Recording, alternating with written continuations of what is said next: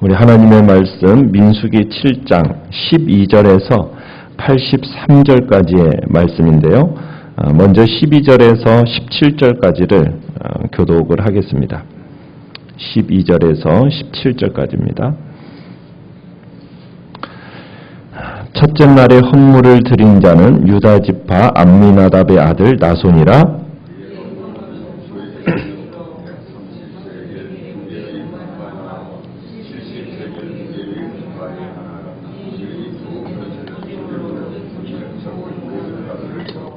또 13개 무게의 금그릇 하나라. 그것에는 향을 채웠고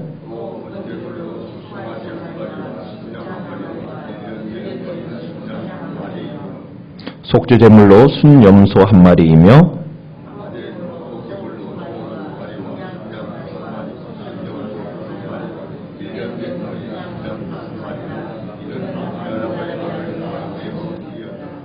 네, 18절을 같이 읽겠습니다. 둘째 날에는 이사갈의 지휘관 수알의 아들 느다넬이 헌물을 드렸으니. 24절로 가겠습니다. 시작. 셋째 날에는 스불론 자손의 지휘관 헬론의 아들 엘리압이 헌물을 드렸으니. 30절로 가겠습니다.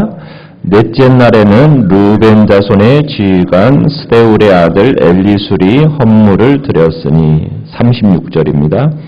다섯째 날에는 시므온 자손의 지휘관 수리사떼의 아들 슬루에멜이 헌물을 드렸으니. 42절입니다.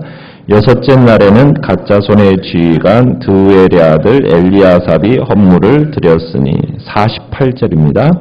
일곱째 날에는 에브라임 자손의 지휘관 암미우스의 아들 엘리사마가 헌물을 드렸으니. 54절. 여덟째 날에는 므낫세 자손의 지휘관 부다술의 아들 가말리엘이 헌물을 드렸으니. 60절. 아홉째 날에는 베냐민 자손의 지휘관 기드온의 아들 아비단이 헌물을 드렸으니. 66절. 열째 날에는 단 자손의 지휘관 암미사떼의 아들 아히에셀이 헌물을 드렸으니. 72절. 11째 날에는 아셀 자손의 지휘관 오그란의 아들 바기엘이 헌물을 드렸으니. 78절. 12째 날에는 납달리 자손의 지휘관 에난의 아들 아히라가 헌물을 드렸으니.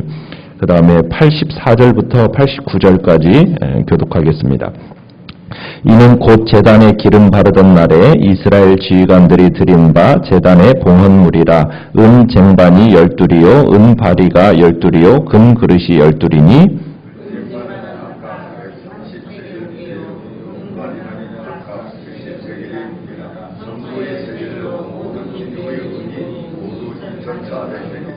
또 향을 채운 금그릇이 12리니 성소의 세겔로 각각 13겔 무게라. 그 그릇의 금이 모두 120세겔이요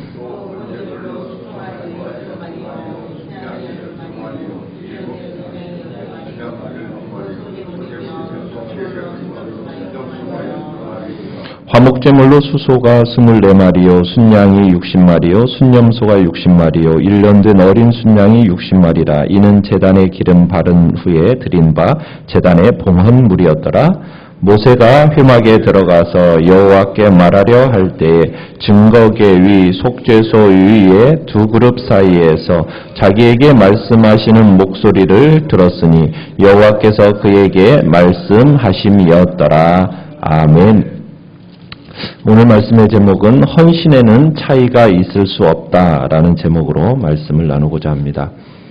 12지파의 각 지휘관들은 지난 7장 초반부에서는 소 12마리와 수레 6개를 드렸습니다. 그리고는 이제 회막의 완성을 기념해서 봉헌 제물도 가져와서 오늘 이제 제단 앞에 바치는 모습들인데요. 자, 하나님께서는 이들에게 수레나 이런 봉헌 제물을 가져오라고 명하신 적은 없습니다.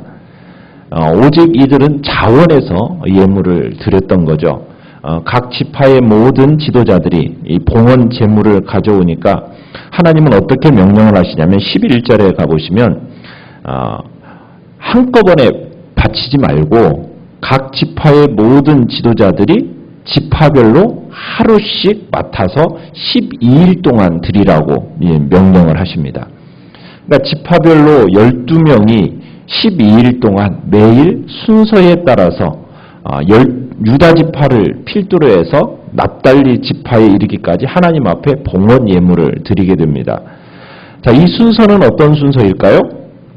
우리가 민수기 초반부에 봤던 대로 지파별 이 봉헌 순서는 성막을 중심으로 진을 치는 순서이고 행군할 때의 순서로 지금 이렇게 봉헌도 드리고 있습니다.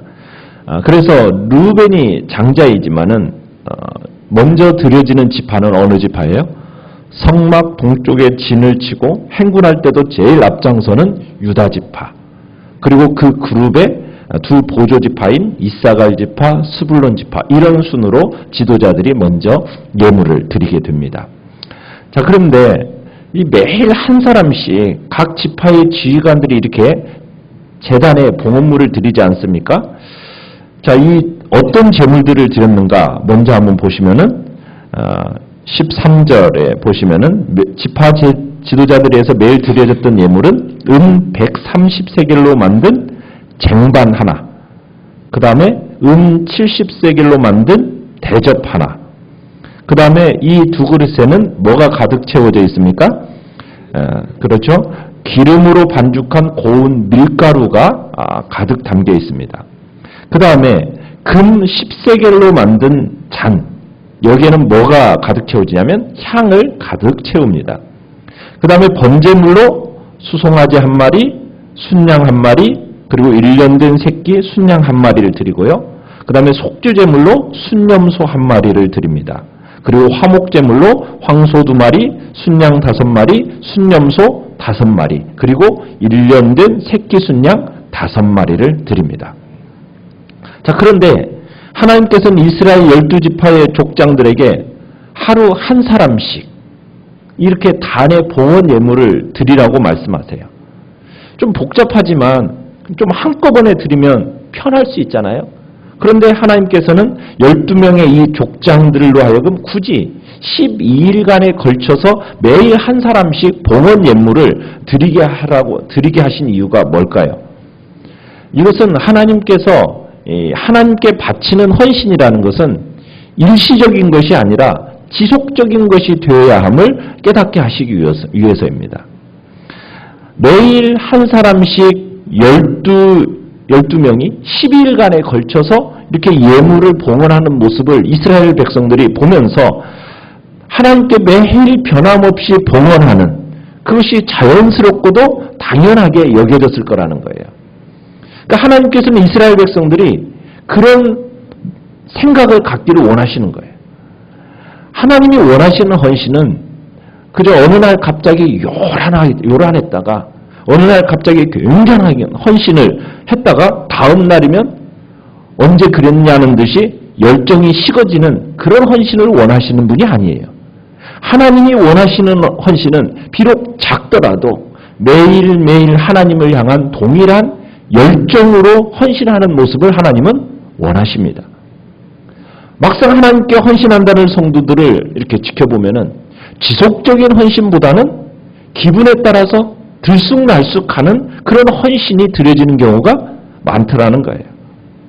하나님께 드려지는 헌신이 냄비처럼 파르르 끓다가 어느 순간에 그런 헌신이 언제 있었냐는 듯이 사그라드는 그런 헌신, 그게 아니라 어떤 상황 속에서도 흔들리지 않고 어떤 상황 속에서도 어려움이 있더라도 결코 그 어려움으로 헌신이 멈춰지지 않는 그런 헌신, 변함없고 지속적인 헌신을 하나님은 기뻐하시는 겁니다. 그런 헌신을 드리는 성도를 귀하게 사용하실 뿐만 아니라 그들에게 역시 변함없는 사랑과 은혜로 깨닫도록 하나님께서 은총을 베풀어 주시는 거죠. 자, 그들이 드리는 이 봉헌물을 볼 때 지파별로 이렇게 차이가 있나요, 없나요? 없어요, 차이가. 그죠? 어느 한 지파의 지도자가 다른 지파의 지도자보다 더 많이 드릴 수가 없었습니다. 하나님이 모두에게 이처럼 차별 없는 제사를 지금 명령하고 계시는 거예요.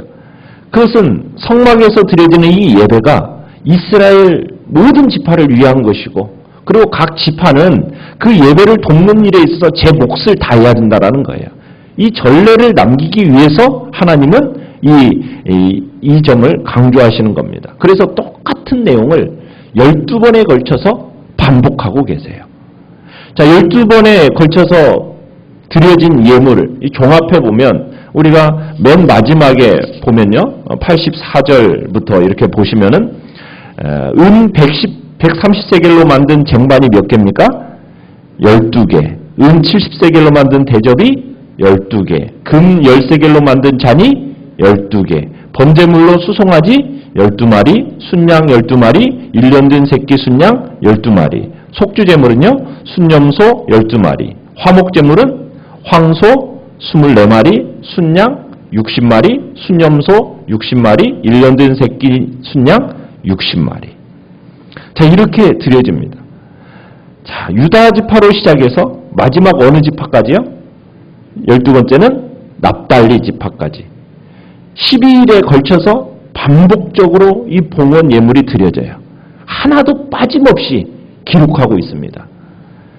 사실 여러분 우리는 그냥 건너뛰었으니까 이렇게 쉽게 읽었지만 여러분 한번 읽는다고 생각을 해보세요.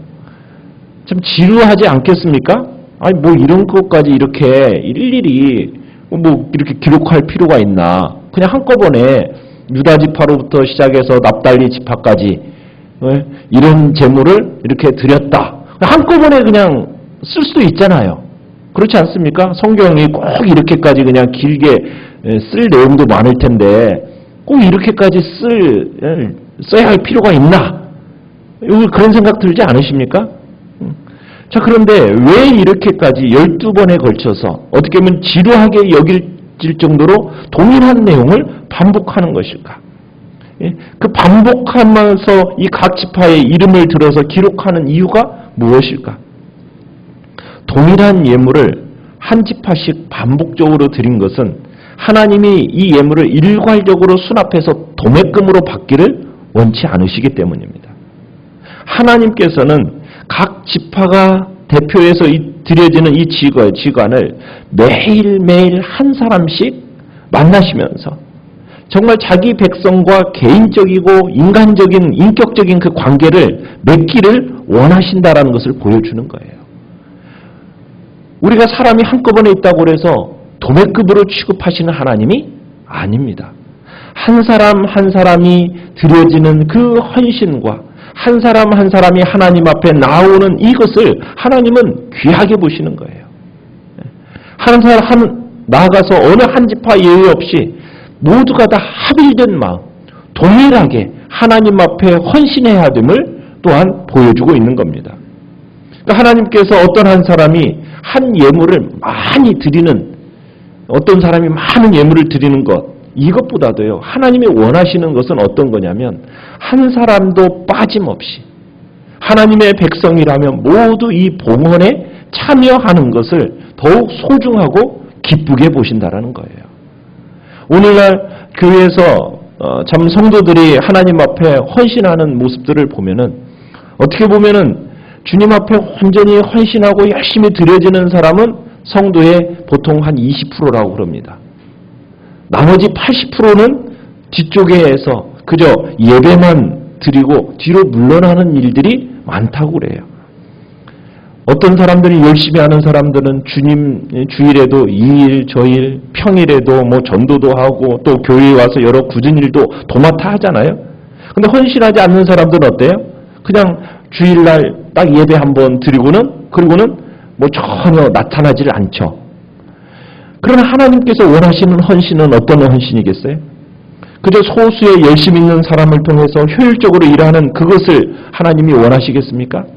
아닙니다. 하나님은 비록 속도가 느리고 때로는 삐걱거림이 있고 때로는 효과가 낮지 않더라도 교회에 속한 모든 성도들이 정말 어쨌든 한 마음으로 참여해서 봉사하는 헌신, 그 헌신을 하나님은 원하시는 거예요. 성도는 어떤 사람들입니까? 모두가 다 하나님께 바쳐진 자들이고 교회는 그리스도의 몸이거든요. 우리 지체된 성도들이 어쨌든 서로가 헌신하고 협력해서 온전해질 수만 있다면, 그것이 하나님이 더할 나위 없이 바라시는 헌신임을 우리에게 보여주고 계시는 겁니다. 주님을 향한 그 공동체의 헌신 속에서 서로 간에 책임있게 참여하고 정말 믿음의 지체들이 동일한 마음으로 서로 보조를 맞추어서 섬겨나간다면 그 모습을 하나님은 정말 기뻐 보신다는 거예요. 그냥 혼자 도맡아서 이 일 저 일 다 감당하는 그런 것이 아니라 정말 어쨌든 다른 성도가 서로 짐을 함께 나누어 지면서 정말 그동안 헌신이 미흡했던 성도들이 어쨌든 한 마음과 한 뜻이 되어서 함께 복된 믿음의 길을 걸어가면서 헌신하는 모습, 그 모습이 하나님 앞에서 정말 가치 있고 그것이 귀하게 보인다고, 그것이 하나님 보시기에 아름다운 교회요, 온전한 교회요, 그로 말미암아 하나님께서 아울러서 풍성하고 많은 결실을 맺게 하실 것을 우리에게 보여주고 계시는 겁니다. 하나님께서는 우리를 죄에서 구원하셨고 당신의 백성으로 삼아주셨습니다. 그것은 이제 당신의 일을 하도록 사용하기 위해서 우리를 부르신 거예요. 하나님께서는 우리에게 헌신, 이 헌신이라는 것은 성도가 존재하는 이유고 성도의 삶의 목적인 바로 이 헌신 속에 있는 겁니다. 만약 성도가 이 하나님을 향한 헌신을 꺼려한다면 삶의 목적을 잃어버리는 겁니다. 의미 없는 삶을 살게 되는 거예요. 그래서 우리는 주님 앞에서 정말 성도들이 기꺼이 자신들을 들여나갈 수 있는 복된 자리에 서도록 때로는 격려하고 서로를 위로하고 그리고 함께 일어서서 가도록 참으로 서로 도전하고 주님 앞에서 정말 손을 잡고 나아가는 모습을 주님은 바라고 계시는 겁니다. 그래서 복된 우리 교회가 정말 믿음 안에서 서로 하나됨을 이뤄가고 주님의 사역에 함께 동참하는 자로 서둘 수 있도록 온 힘을 다해 우리가 함께 기도하며 나아가기를 소원합니다. 정말 동참하지 못하는 지체가 없이 정말 하나님 아버지 앞에 기꺼이 모든 것을 드릴 수 있도록 온 힘을 다해 주님을 섬기는 복된 자리에 우리 모두가 있게 해달라고 이 시간 주님 앞에 기도하며 나가시길 바랍니다.